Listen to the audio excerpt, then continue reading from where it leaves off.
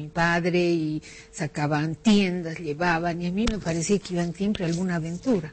Y Cacho Soras, que es un muy amigo de mi familia, y venía, le encantaba el dulce, un dulcero encantador. Entonces hacíamos masas y él empezaba a contar las aventuras de cómo había ido, que cómo se hizo Camao, nos contaba lo que más me impresionó es esa película que nunca salió, que se llamaba Los Caminos de la Muerte, que es una película sobre los cacachacas. Y es una película que se filmó hasta, pero hubo algo que todo se trabó, desde la cámara, se cayó un camarógrafo de un lugar donde estaban haciendo la película más importante de producción del cine boliviano. Es una película que nunca se terminó, y dicen que nunca se terminó porque nos hizo la chaya. Entonces todas esas aventuras nos contaba, y tiene que ver con el Tinku además. ¿Y tú crees en eso, Mela? Yo creo ahora absolutamente, porque la cámara se cayó, se trancó la segunda cámara, le llegaron a Alemania y en Alemania funcionaron las cámaras. Es más, el material que se filmó, mitad del material se llevó al laboratorio y en el laboratorio se quemó. Entonces no hay un rastro de esa película. Se llama Los Caminos de la Muerte. Era una película sobre el Tinku, pero tenía que ver un poco. Decías, el director era Jorge Sanginés. La producción le hizo mi tío Ricardo Rada y el guión era de Oscar. Entonces me apasionaba, él contaba todo el tiempo esas cosas como aventura. Entonces desde entonces yo decidí hacer cine. Bueno, ahí es mi gran mentor, digamos, pero de ahí viene también Paolo, Antonio. Y después mis maestros, bueno, tuve un maestro también que vino a montar la película Amargo Mar, que era el montajista de Amargo Mar, y Justo Vega Torres, y él, bueno, me metió la pasión de que el montaje es casi la escritura final del film, ¿no? Desde entonces decidí, quería ser directora, pero empezar y especializarme en montaje. Fui a Italia y bueno, tuve grandes maestros. Ya vamos a hablar de Italia. Va a haber alguno de tus maestros en Italia. Roberto Perpignani, que es el más grande editor de cine, montajista. Te fue muy bien en Italia, ¿no? Ha editado El Último Tango a París, El Postino de Rockman, que es con Neruda, de Neruda, ¿no? Sí, sí. O sea, todas esas grandes películas. Y bueno, sigue siendo mi maestro, porque cada que voy a Italia lo veo. Y mantienes contacto permanente. Mucho contacto. Claro. Son parte de mi vida. Claro. Sí. Y bueno, y a Walter está de más preguntarle acerca de sus inicios, porque imagino que fue tu madre, Gaby Méndez, quien te introdujo en esto. Sí, nosotros tuvimos la suerte de crecer en la Academia Hohner, que mi madre tanto la ha amado, y era un espacio donde vivíamos en medio de guitarras, de acordeones, que era el instrumento fuerte de esa época, de pianos, y fue ese ambiente familiar, ese gusto por la música. Además, ella siempre escogiendo buena música, un criterio estético muy fino que ella siempre ha tenido. Entonces, así nos hemos criado, así hemos empezado a amar la música, ¿no? Entonces, ha sido ¿Tú empezaste con la guitarra, Walter? ¿O con qué instrumento? No, había la voluntad de mi madre que fuera violinista, así que eso fue medio a la fuerza, no vas a ser violinista. Y a mí me encantaba el charango, y le decía, no voy a ser violinista, voy a ser charanguista, porque me apasionaba el sonido del charango. Entonces pasé un tiempo el violín, pero no era algo que me llenaba. Entonces después fue la guitarra y el instrumento. Cuando empecé piano también estudié muy poco, pero al final ya mi pasión fue por las cuerdas, que es la guitarra, el charango y el bajo eléctrico, de que he estado los últimos años tocando bastante. Así es. A ver, Mela, ¿qué te evoca la palabra cine? Yo creo que no es una carrera para mí es mi vida, o sea, es una elección de vida para mí el cine. O sea, por lo que comporta. Un día me preguntaron, ¿qué necesita para ser cineasta una persona? Y yo pienso que se necesita mucho rigor, mucha fuerza de voluntad. El desapego, que es un tema muy duro para una persona, pero lo es. Tienes que estar listo a perderlo todo, sea material que afectivo. O sea, los cineastas ¿Perdiste algo, Mela? Sí, yo he perdido, bueno, en cosas económicas, pero sí, o sea, mi formación ha hecho que yo deje casas enteras, listas, con todo, y aprender a no estar apegada a las cosas. Es decir, todo por el cine. Todo por el Te cine. endeudabas y perdías la casa. Perdí la casa, ¿Qué sí, mi decía última tu película. familia? Bueno, mi padre sufrió un poco por esto, porque yo creo que todo padre quiere ver a su hija en la seguridad, ¿no? Y también pierdes afectos, no porque lo desees, sino que te tienes que ir. Yo dejé Italia, me fui a París, fui a vivir a Israel, vine a Bolivia, no sé.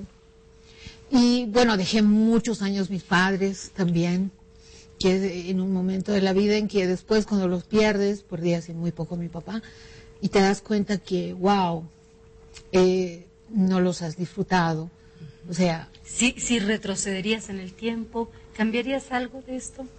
No, tal vez decirle más veces a mi papá que lo quería, pero no, porque los hijos son de la vida. Entonces yo me fui y busqué lo que quería. Yo creo que amo y hago lo que quiero. Y ellos me dejaron volar, entonces les agradezco mucho. Al igual que Walter, es un hombre que respira el arte, ¿no? A ver, recordemos su paso por las agrupaciones Guara, Altiplano, qué momentos, ¿no? Inolvidables. Sí, además, para ti, Walter. la amistad con ellos, ¿no? Ha sido momentos muy lindos. Con Altiplano, sí, cerca de una década que estoy trabajando con ellos y muy amigos, muy compañeros. Y una época muy linda de Altiplano porque estaba Anselmo Portugal en la zampoña, Álvaro Montenegro tocaba el saxo, estaba Johnny Luna, Edgar, y yo éramos un quinteto, pero que tenía mucha magia. Me acuerdo que no recuerdo una sola presentación con ellos que hayamos estado ausentes del público. Siempre la gente nos seguía, nos acompañaba. Me acuerdo del Equinoccio, esa época era el local que estaba de moda. Era viernes y sábado, pero lleno completo. Hacían momentos muy lindos con Altiplano, los viajes, las giras. A Chile fuimos a Santiago, cuando fue Santiago Capital Iberoamericana de las Culturas, pero no, fue muy linda experiencia, ¿no? ¿Y qué te ha dado la música, qué te ha dado la cultura, Walter, en estos años? Yo creo que paz y felicidad, ¿no? Yo creo que esta vida es para disfrutarla, ¿no? No creo que no es lo que tienes, sino lo que disfrutas, ¿no? Entonces yo he aprendido a disfrutar, a vivir con calidad. Yo te puedo decir eso, independiente de todo lo tenso que pueda ser el trabajo, todo lo agitado que pueda aparecer en un momento, yo lo disfruto y te digo, soy feliz. Yo creo que ese es el sentido de todo. Yo disfruto y soy feliz. Tengo una vida se los ve felices a los dos, porque se nota que disfrutan lo que hacen. Y Mela es la boliviana que se graduó con honores en un importantísimo centro de cinematografía en Italia. Esto es importante que el país lo sepa, porque Mela pusiste en alto el nombre de Bolivia. Bueno, yo creo que debo agradecerle a la vida, como él dice. Hice lo que quería. Me decidí, un día dije, quiero hacer cine, quiero estudiar, quiero ir a Italia. Primero quería ir a París. Y la vida hizo que, bueno, las casualidades de la vida hizo que llegara a un bando de concurso, que es una especie de postulación. Yo fui a postular, pero el concurso lo realicé en Italia, solo que la postulación la realicé de acá por correo, y me llaman un buen día, me dicen, venga a dar el examen. Y no tenía ni pasaje ni nada, fue la aventura de mi vida. Yo digo que hoy, como hoy, no haría eso. Yo me fui súper joven, sin conocer a nadie, con $600 en el bolsillo, a dar un examen. Puedo creer. Y cuando me di cuenta qué examen era, hay en el centro experimental, que es en Chinechita, hay una especie de teatro, tamaño casi del 6 de agosto, es enorme. Wow. Y estaba lleno y yo llegué tarde, porque llegaba del avión. Llegué a dar un examen directamente de un avión. Y no me digas que te aplazaste, no creo. No me aplacé, sino estaba ahí, pero había como unas 300 personas dentro y yo dije, ¿para qué es esto? Me dijo, para el examen. Y solo entran 6 personas cada 3 años a la escuela. ¿Tú fuiste una de ellas? Bueno, sí, hubo un examen escrito, un oral y un práctico. Pero en el oral fue la suerte mía, porque eso quedan te quería 50. Preguntar, perdón, ¿tú hablabas italiano? Bueno, en realidad no hablaba italiano, pero te tengo que contar cómo entré a la escuela. El examen escrito lo hice en francés, porque yo hablaba francés y pedí que si podía haberlo hecho en francés. Y me dijeron que sí. Pero el examen oral se daba después de 1 mes y medio. Y me dijeron, el oral lo tienes que dar en italiano. Dios mío. Claro, a estudiar. Entonces, yo creo que esa fue la suerte. Yo tuve una enorme suerte para entrar a esa escuela, porque quedan 50, de todos esos 300 eran los 50 elegidos. Y te convocan una mañana a dar el examen oral. Entonces, en el examen oral entro más o menos a las 3 de la tarde, porque a la M le toca a las 3, desde las 9 de la mañana, estaba ahí. Márquez, entro y habían 3 señores, 2 con barba y uno bastante joven y una mujer. Se preguntan entre ellos, dicen, ¿qué le preguntamos a esta boliviana? Claro, Así, tal claro. cual. Yo hablaba más o menos, hablaba itañol, no sé, hablaba una cosa muy rara, pero dije, yo me lanzo, no me importa nada. Ya que me viene con $600, por favor.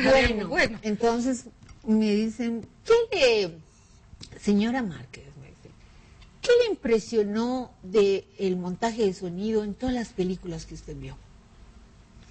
Yo le digo, Once Upon a Time in America. Y se ríen. Entonces dije, ¿qué habría dicho? Y el otro le dice en italiano, c'era una volta in America. Sí. Bueno, hable.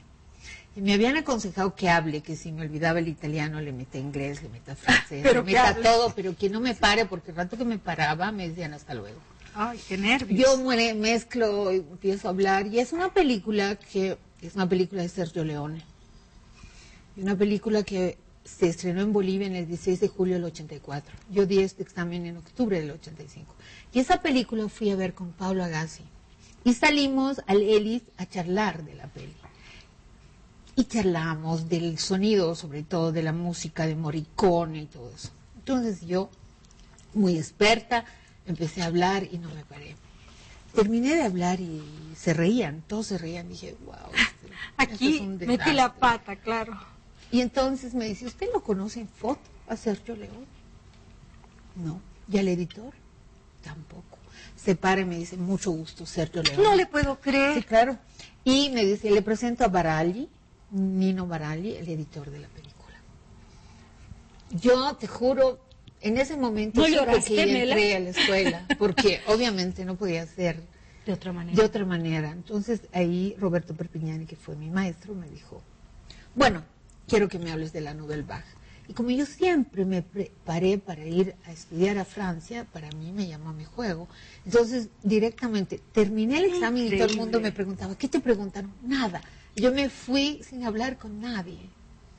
Porque además ya sabías que estabas dentro. Porque qué Yo historia estaba más linda, segura Mela. que había entrado. Qué lindo. Porque no era posible que hable de una película de Sergio Leone y del montaje de su película. Entonces, claro, fue muy fuerte. Yo creo que gracias a eso entré a la escuela. Bueno, y Walter, ya que hablamos de éxitos, durante más de 20 años has sido la cabeza de festivales, emprendimientos culturales, todos ellos marcados de mucho éxito, además que has participado en la grabación de álbumes de grandes músicos como Zulma Yugar, Emma Junaro, Los Carcas, en fin. Yo creo que cada momento es independiente, cada momento tiene su propio valor, sus propias alegrías. Y cada momento de estos, de cada grabación, es un documento que queda para la posteridad. Y muchas veces cuando concluyes algo no le das el valor que se merecen.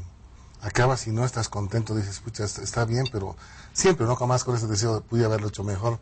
Pero después pasan los años y tú revisas un documento anterior y te das cuenta que estaba bien hecho. Hay un álbum que grabé con William Ernesto Centellas en el año 85, que es el álbum Sonata, que ahora estoy